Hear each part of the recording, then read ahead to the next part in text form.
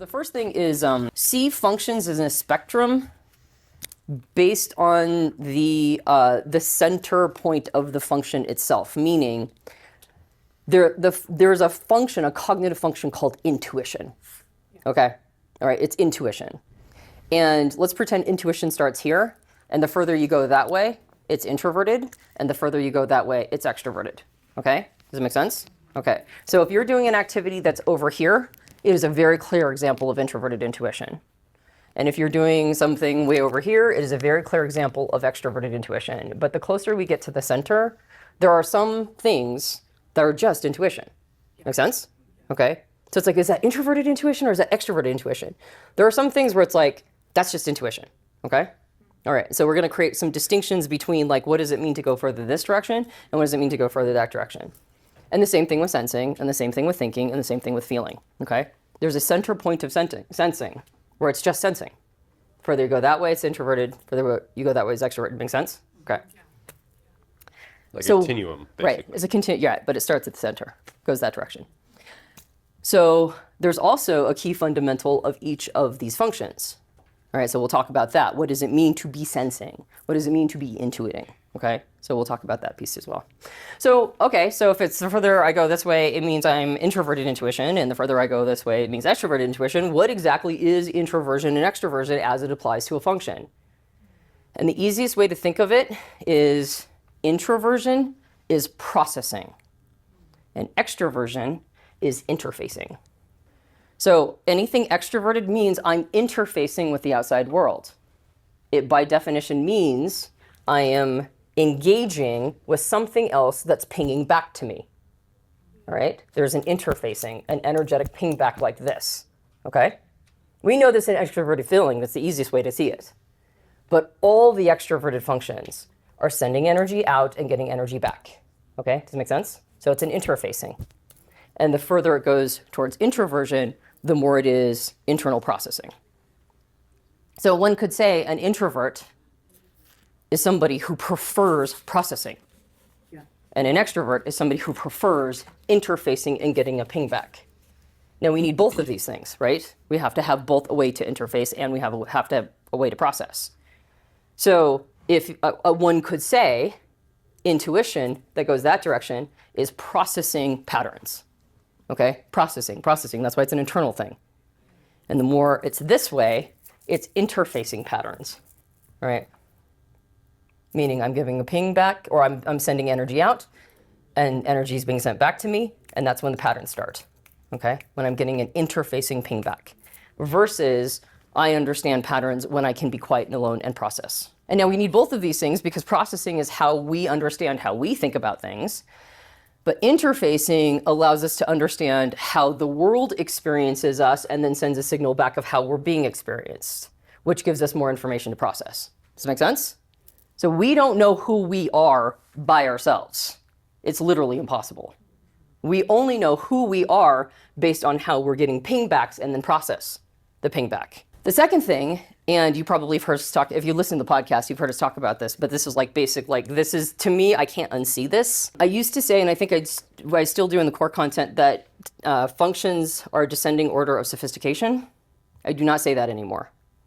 It is a descending order of certainty. This came from experience in coaching and working with clients. We would find that they had a lot of sophistication and capacity in their 3-year-old or inferior, right? And we're like, wait a minute. You have a lot of capacity here. Why? What's going on? What is actually going on?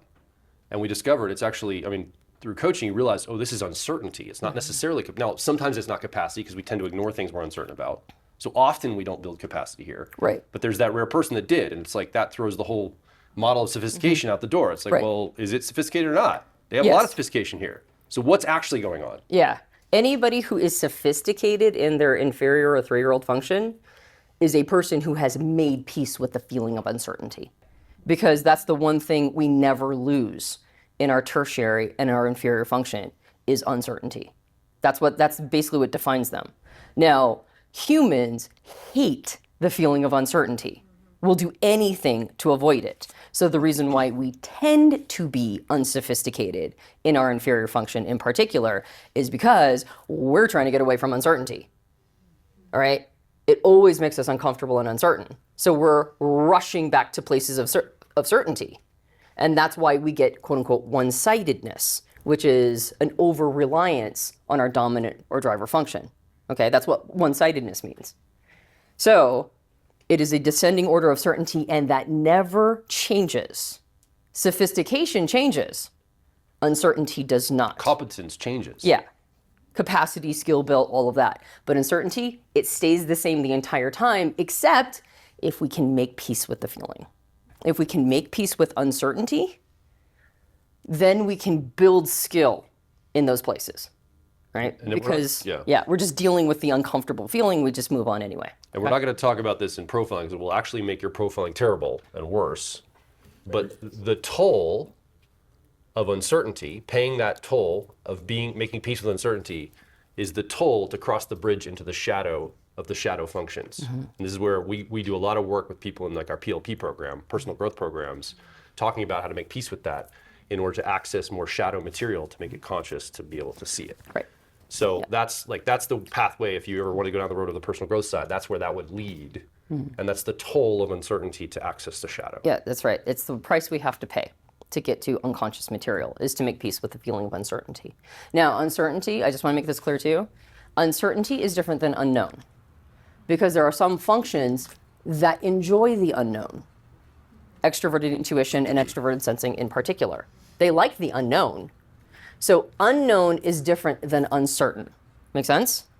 Okay, so don't conflate those two concepts. So somebody who has extroverted feeling low, anytime they walk into a room, they might read the room, but they're not sure if they're reading it right. And they're not sure what the tone is. And they're not sure if what they say is the right thing to say. Right? And they're not sure how that thing just landed. And they're not sure if they're really connected to this person. And are we really friends? And do you really like me? Okay? Right? And this is like, yeah, you've been best friends for 20 years. But it's like, yeah, but do they like me? Okay, are we connected? Okay, so it's just like, and you get over it. If right? I'll answer you're the like, text, will they be offended? Yeah. Like, am I offending somebody not knowing it? Like, I don't know. Like, I think I'm being a good friend, but did I need to answer my text faster? Or I don't know if I'm offensive or not. They could be a beautiful diplomat that has just developed all this capacity to say things the exact right way. And as soon as they say it, they go, did I say that right? Okay. You're smiling because you understand, right? Okay. So capacity is different than a feeling of certainty about your capacity. Okay.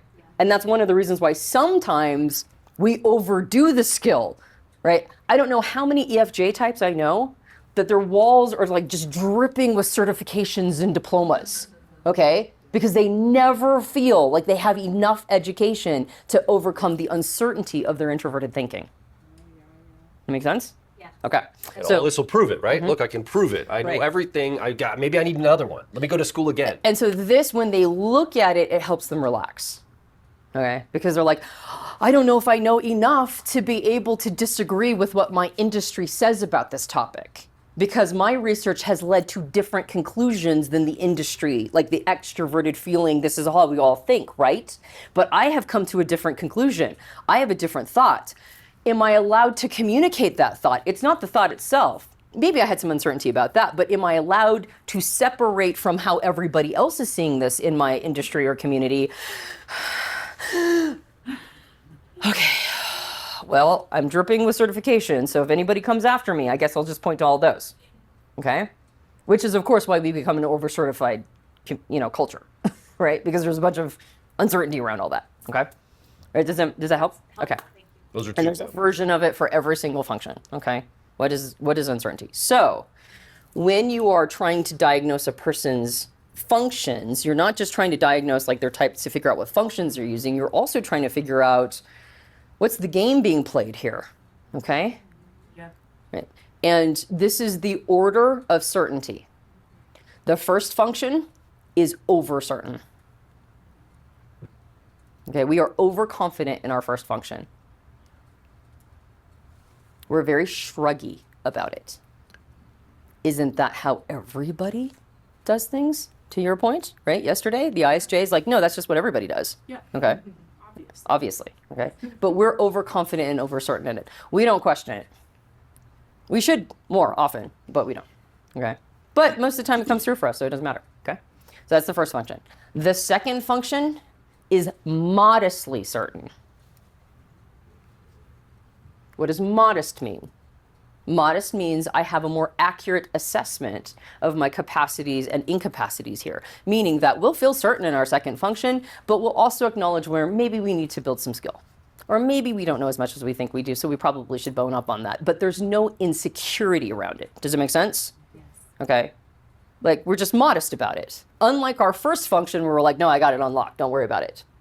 All right, our second function is like, oh, I might need to bone up here. I might need to build some skill. But I'm still certain, okay? Our third function is overcompensating. And I'll tell you why in a moment.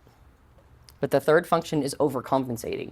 We feel uncertain here, but we're always trying to get other people to tell us that we don't have a reason to feel uncertain. Does it make sense? Yes. Okay. So that's why we show everybody our toys here. Okay, we're always doing a little dog and pony show with our tertiary function. Tap dancing, showing everybody how good we are. How many times do I say, look, we started on time. Look, we ended on time. Like, I'm patting myself on the back. I'm like trying to get approval in the out world, right? It's just like, that's what I'm doing. Our friend Dan calls it shake that tertiary. Okay? All right, shaking that tertiary. Okay? And our inferior or 3-year-old function is deeply uncertain. Deeply uncertain.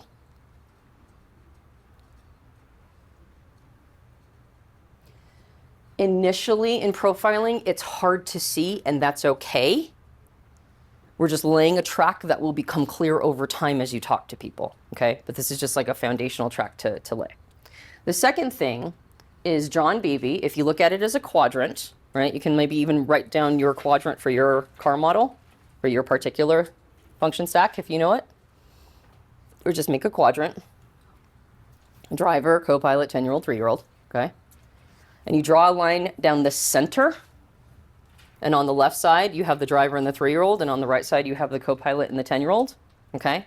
On the left side, the driver and the 3-year-old, John calls that, Dr. John Beebe, he calls that the axis of relating to self. Okay, so you can just put me if you want to. Between the driver and the 3-year-old? Driver and 3-year-old is the axis of relating to self. I always think of it as that's mine for me. Okay? On the right side, the co-pilot and the 10-year-old, auxiliary tertiary, is the axis of relating to others. Totally. Okay? This is our relationship outward. So, And different than introversion, extroversion. different than introversion, extroversion. It's not the same. We're not talking about interfacing or processing. We're talking about who we see these functions in service to. Make sense? Okay. Or how we relate to them in self or others. Now, what that creates, if you overlay certainty on top of that, is if your first function is overconfident, highly certain, and me for mine, this is why nobody can talk you out of it. Okay? Because that's me for mine. You don't know. You don't know. Okay? I'm really good here.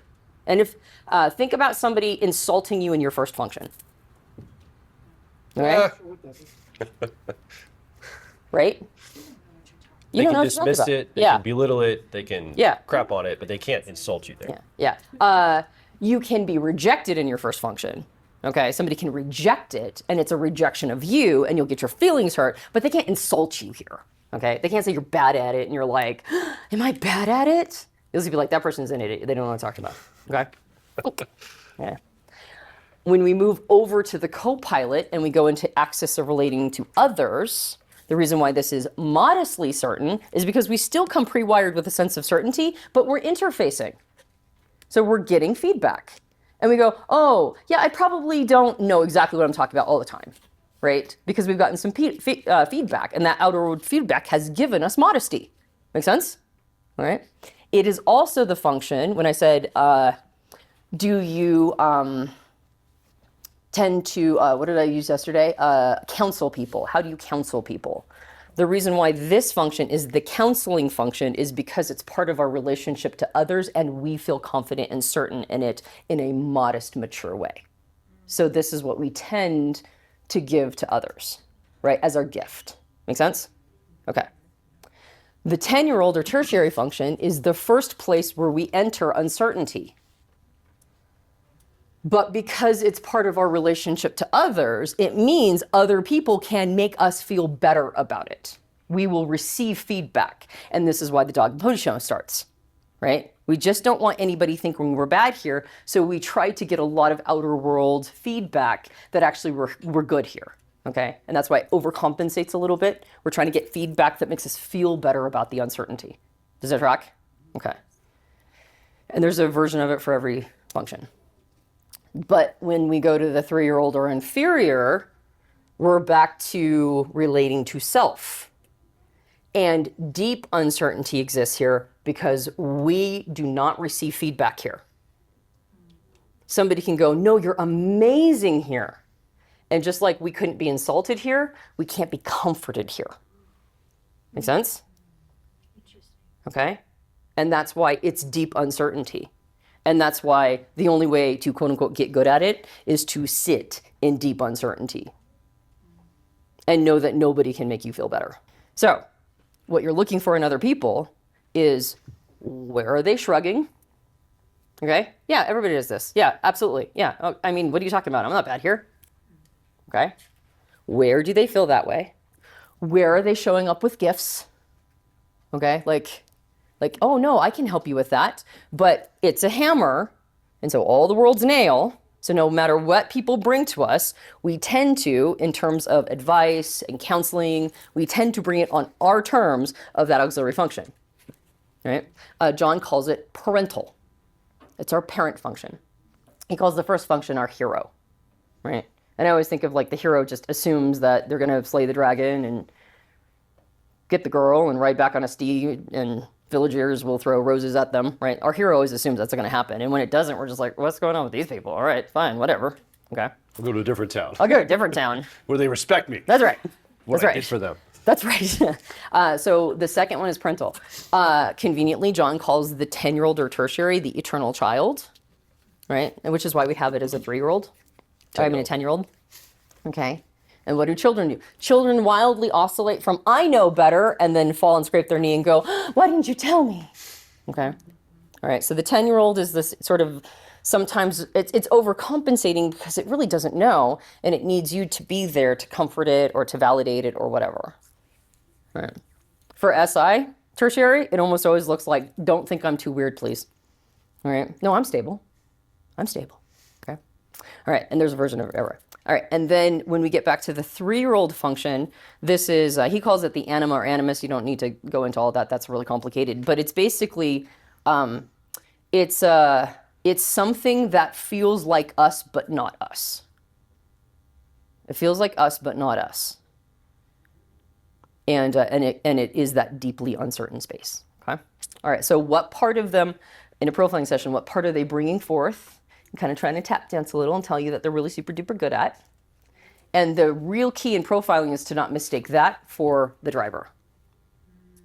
Okay, that's the trick. That's one of the biggest things that trips people up, is how much the person's talking about their 10-year-old or tertiary does not mean that this is their first function. In fact, we're kind of low key about our first function.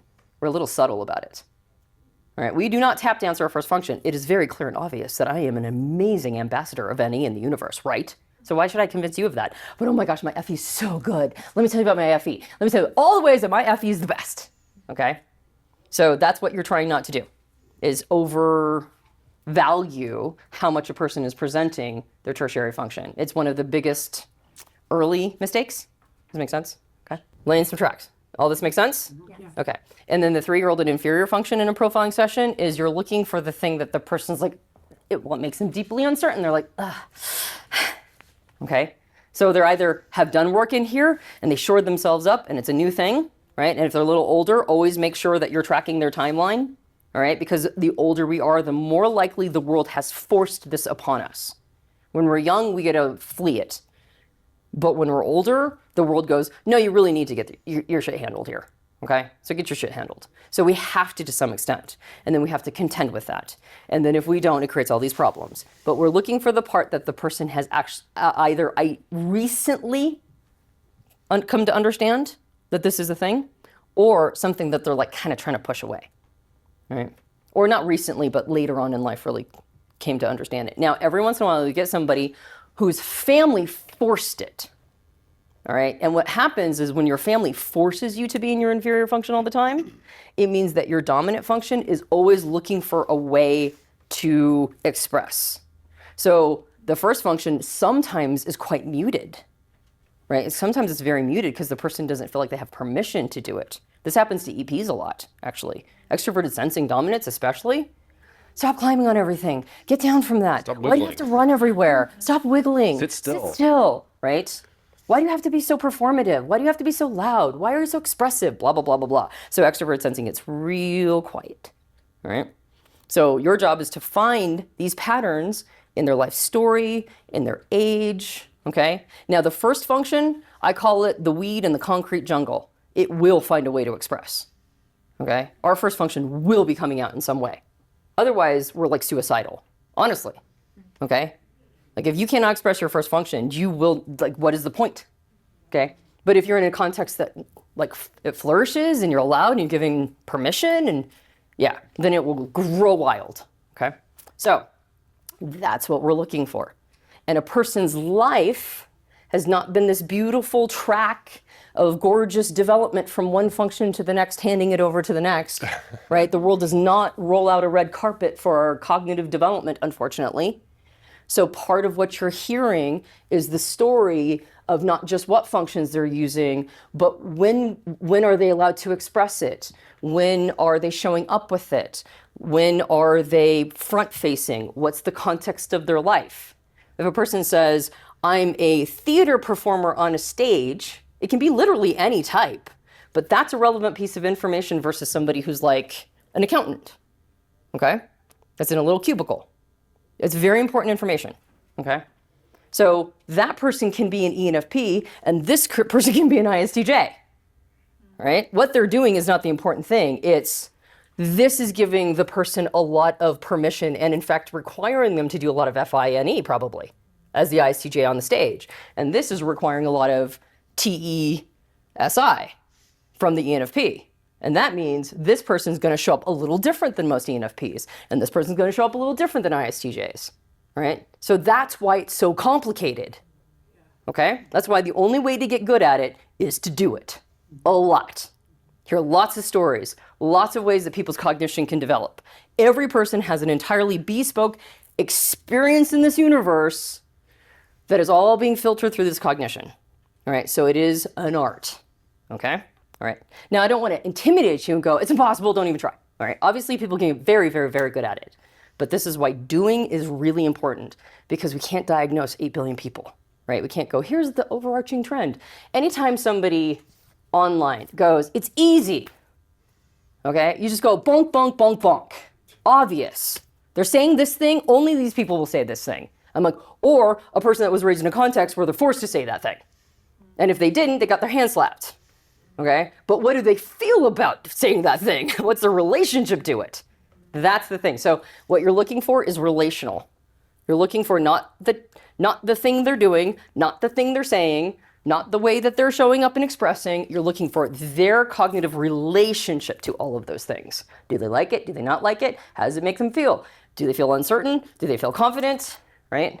What age do they figure things out? That's what you're looking for. Okay? Okay, so I want to lay that track. Is it helpful? Okay, great. So now we're going to get into the fun part. Now we're going to get into embodiment exercises. So what we'll be doing is the first thing we'll do, this morning we're going to do extroverted sensing and introverted intuition. This afternoon we'll do extroverted intuition and introverted sensing. And we're going to start out by just talking about what we know about it. And then we're going to get into an immersive exercise, right, that really fully puts us in that space. And you're going to figure out what your relationship to the exercise is. Okay, we're going to start with your relationship to each. So let's start with extroverted sensing.